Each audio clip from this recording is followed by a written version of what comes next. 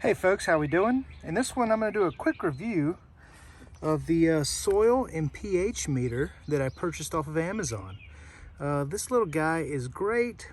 Basically what this does is it tells me moisture levels, light levels, and pH levels in the soil from which I'm gardening. And I'll give you a quick demonstration here. We're going to go to moisture levels. As you can see, we are right where we should be in the green. Light levels, it's a little early in the morning here, and the light is behind a tree, but it's about to be full sunlight. Right now, it looks like we are doing really well on the light at this point in time, even with partial shade. And then we'll swap it over to pH. And based on the meter, it looks like my pH is a little bit low.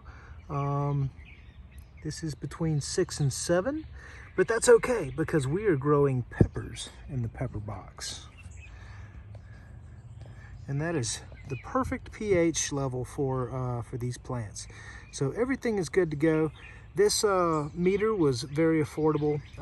It showed up on time and it works exactly as it's supposed to. Now, when I'm out gardening, sometimes I'll just leave it outside, stuck in the dirt just like that. Now, I do know one thing is if you're transferring it from different beds or different pots, you always want to clean off the pins down here. So bring a rag, maybe a moist rag or something, clean them off. You don't want any of the soil from previous pots or previous garden beds to interfere with your readings. But overall, great product, works exactly as it should. If you guys have any questions or comments, let me know. Thanks.